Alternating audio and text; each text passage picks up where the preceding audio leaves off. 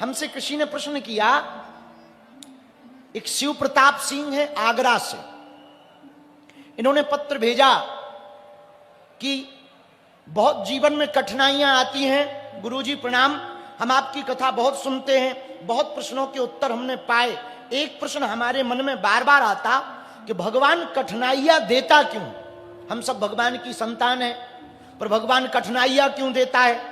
कारण क्या है?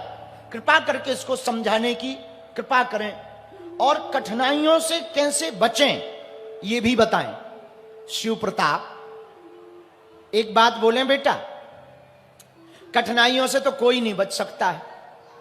प्रभु राम भी अपने चित्रकूट में रहे, वो भी कठिनाइयों में रहे। जब भगवान राम भी कठिनाइयों में रहे तो हम लोग तो आम हैं, हम लोग कहां से बच जाएंगे भैया? आप ये बचने का प्रश्न ही मत पूछो। और कल तो हम चित्रकूट में थे, रात को हमने कामतानाथ जी की परिक्रमा की, रात को राम घाट पे बैठे, आहा क्या आनंद है। और 3 बजे बांदा घुसे आए। हम कहा दिन में आएंगे तो आने ही नहीं देंगे, रात को आए। तो एक व्यक्ति बोला कि रात को क्यों जा रहे चोरों की तरह? हमने कहा वाह, हमारा कृष्ण कन्हैया भी तो रात को ही आया था। ठाकुर जी भी तो पृथ्वी पे रात को ही आए थे, तो हम भी बांदा रात को ही आ गए, पौने 3 बजे आ गए। तो शिव प्रताप, तुमने पूछा कि ठोकरें क्यों मिलती हैं, कठिनाइयां क्यों आती हैं? सुनो, भगवान महान बनाने के लिए ही ठोकर देता है। संघर्ष इंसान को महान बनाता, मुसीबत इंसान को महान बनाती। स्वर्ण सोना जब तक आग में पिघलता नहीं ना, तब तक वो आभूषण नहीं बनता है। जेवर कब बनता, ज्वेलरी कब बनता? जब उसे आग में तपाया जाए। बिना सोना को तपाए आभूषण नहीं बनता। लोहा को बिना पीटे हथियार नहीं बनता। पत्थर को बिना छेनी हथौड़ा मारे मूर्ति नहीं बनता। उसी प्रकार इंसान भी महान तब तक नहीं बन सकता जब तक वो ठोकर ना खाए। ठोकरों में घबराना नहीं चाहिए, सहो। आज जो तुम पे हंस रहे ना, यदि तुम सहते रहोगे, यदि तुम बहुत मुस्कुराते रहोगे, यदि तुम प्रतिदिन सीखते रहोगे, हम तुम्हें दावे के साथ बांदा वालों कह सकते हैं, आज जो तुम पर हंस रहे ना, कल तुमसे मिलने के लिए तरसेंगे। यदि आज तुम मुसीबतों को सह लोगे, तो जो तुम्हें आज गाली दे रहे ना, हमारी बात तुम कान खोलकर सुन लेना बांदा वालों, जो तुम पर हंस रहे, जो तुम्हें गाली दे रहे, तुम सहते रहना, भगवान पर भरोसा रखना, जो तुम्हें गाली दे रहे वो तुम्हें ताली भी देंगे। बांदा के पागलों, एक बात तुम याद रखना, शिव प्रताप सिंह आगरा वाले, तुमने पूछा कि जिंदगी में कठिनाइयां क्यों आती हैं? महान बनाने के लिए भगवान मुसीबत देता है। उन मुसीबतों को, आपदा को अवसर में बदलना सीखो। किसी गांव से एक आदमी चला जा रहा था, महाराज, किसी गांव से एक आदमी चला जा रहा था। आज कथा में पहाड़ी बाबा भी विराजमान हैं और परमेश्वर दास जी भी महाराज जी विराजमान हैं।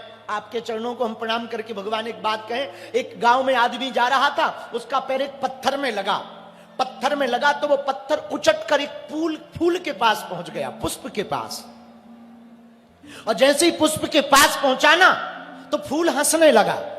वो फूल रहा होगा बांदा का, वो फूल हंसने लगा कि तू पत्थर का पत्थर ही रहा, चोट ही खाता रहता है, कभी इधर लुढ़कता, कभी उधर लुढ़कता, कभी यहां जाता, कभी उधर जाता। पत्थर है ना, जिंदगी खराब है, मुझे देख, मैं फूल हूं, खुशबू है मेरे अंदर। पत्थर बेचारा कुछ नहीं बोला, क्योंकि पत्थर हमारे गांव का था, फूल बांदा का था। पत्थर बेचारा कुछ नहीं बोला, फूल हंसता रहा। और जो तुम पर हंसते हैं उनके लिए ये जवाब है, बांदा वालों, फूल हंसता रहा, पत्थर कुछ ना बोला, चुपचाप पड़ा रहा है। लेकिन वो पत्थर थोड़ा गोल मटोल था, बड़ा सुंदर था। एक महात्मा चले जा रहे थे, फूल के पास में उस पत्थर को देखा, अरे हमारे घर पर कोई शंकर जी नहीं है, ये शंकर जी की पिंडी बहुत अच्छी है, छोटी सी। वो पत्थर को उठा लिया, महात्मा ले गए अपने आश्रम और जैसे ही आश्रम ले गए, शंकर जी मान करके तुलसी घर में रख दिया, तुलसी घड़ा में धर करके जल चढ़ा दिया, तिलक लगा दिया, हर हर बोले नमः शिवाय, कर्पूर गौरम करुणावतारम संसार सारम भुजगेंद्र हारम सदा वसंतम हृदयारविंदे भवम भवानी सहितम नमामि मंदार माला बहुकाल काली कपाल मालई आदि आदि श्लोकों से दिव्य स्तुति करने लगे, बढ़िया गाने लगे, तिलक लगाने लगे, अक्षत चढ़ाने लगे, चावल चढ़ाने लगे, अगरबत्ती लगाने लगे। तब तक याद आया फूल तो है ही नहीं है। भागे भागे बाग में गए, वही फूल तोड़ा जो हंस रहा था, क्योंकि वो बांदा का था। उसी फूल को तोड़ करके महात्मा लाए और ला करके शिवलिंग के ऊपर जो पत्थर पड़ा था ना भैया, उसी के ऊपर चढ़ा दिया। और जैसे ही चढ़ाया तो अब पत्थर मुस्कुरा करके बोला, फूल भैया उस दिन तुम हम पर हंस रहे थे, उस दिन हम चुप रहे, आज समय का खेल देखो, मैं शिव बन गया, तुम मेरे ऊपर फूल बन करके चढ़ रहे हो। बात समझ आई है? बोलो हां जी या ना जी? अरे जोर से बोलो ना। इंसान को ठोकरें महान बनाती हैं, ठोकरों से घबराओ मत मेरे पागलो, तुम्हारे जीवन में मुसीबतें हैं, घबराओ मत। भगवान राम को भी भगवान बनने के लिए बन जाना पड़ा, जब तक वो बन नहीं गए तब तक वो बन नहीं पाए। प्रभु राम बन गए इसलिए तो बन गए। अपने ही चित्रकूट में 12 साल तक रहे, यही बगल में है चित्रकूट। भैया जब मुसीबतें सबके जीवन में आती, मीरा के जीवन में कम मुसीबत थी क्या? विष पीना पड़ा, लोग ताने देते थे, घर वाले गालियां देते थे। भक्ति करने वाले जितने भक्त बैठे हैं, आप हनुमान चालीसा की पुस्तक को नारियल रखना, खूब प्रेम पूर्वक कथा सुनना, लोग तुम पे हंसेंगे। कहां बाबा के चक्कर में पड़े, कहां भक्ति के चक्कर में पड़े, कहां यहां वहां डोल रहे। तुम कह देना ठीक है भैया, थैंक यू वेरी मच, क्योंकि सभी कुतियां प्रयागराज जाने लगेंगी तो दोना कौन चाटेगा? हाँ, तो कोई कथा में ना आवे ना, परेशान ना हो ना, सेम टू यू बोल देना हमारी तरफ से। हाँ भैया, ठोक रहे इंसान को। मीरा के जीवन में कम था क्या? मीरा ने विष पिया, मीरा को पति ने ही विष पिलाया, गालियां दी, लोगों ने ताने दिए। मीरा के ही साथ में रहने वाले लोगों ने कहा ये तो बाबाओं के बीच में डोलती है, नाचती है, नर्तकी है, नृत्यांगना है। पर मीरा ने कुछ ना जवाब दिया। सूरदास को कम मुसीबत आई क्या? भैया सूरदास जी को भी धक्के दिए, महावीर को पत्थर मारे, पत्थर। अपने ही बगल में, यहां बांदा के बगल में राजापुर है, प्रयागराज के पास, वहां एक महात्मा का जन्म हुआ, तुलसीदास जी का। उनको भी कम मुसीबत झेलनी पड़ेगा क्या?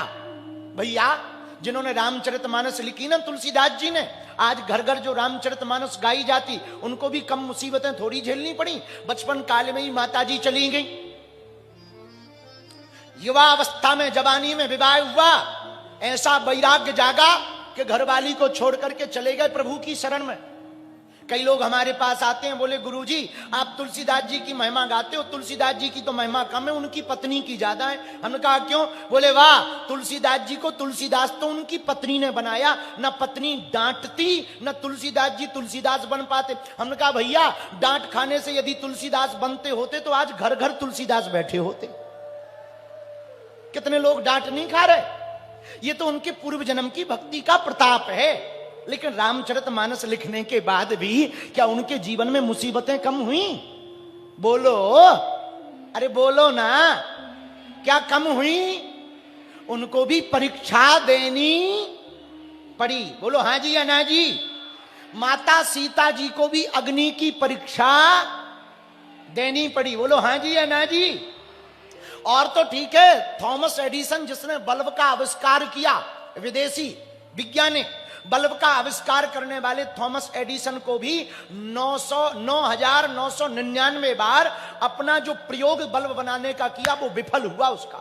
9,999 बार, 10,000वां उसका सफल हुआ प्रयोग।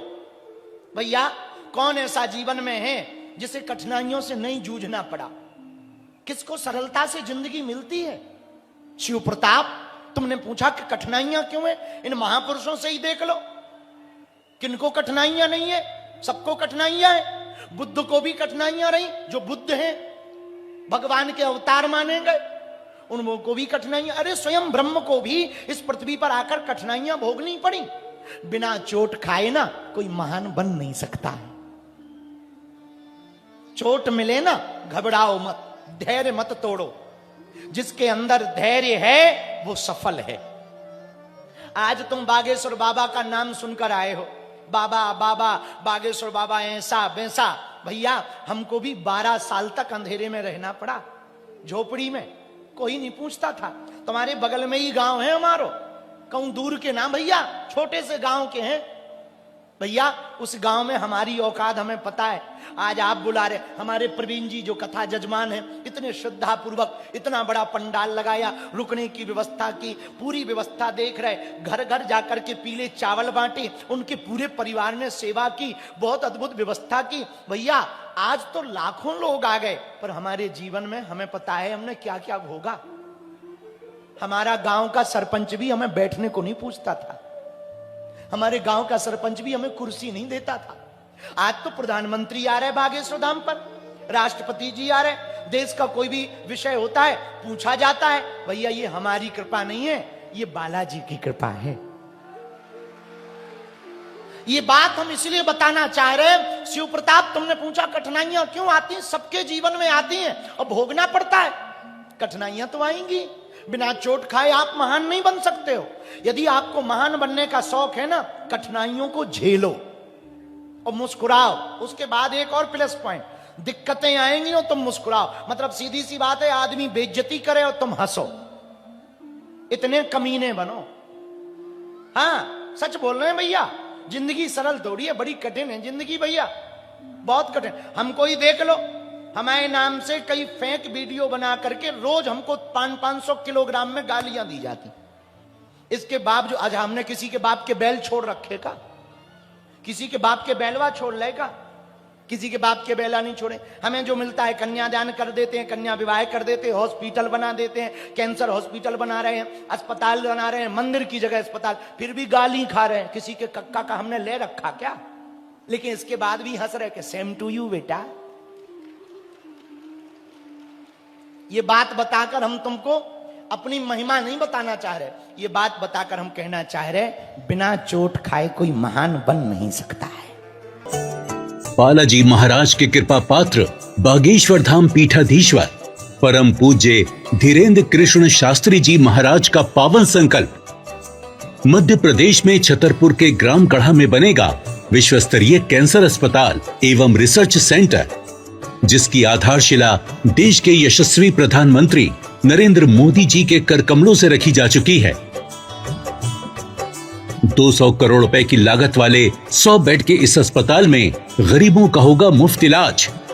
ये बहुत बड़ा अवसर है, बहुत बड़ा काम है।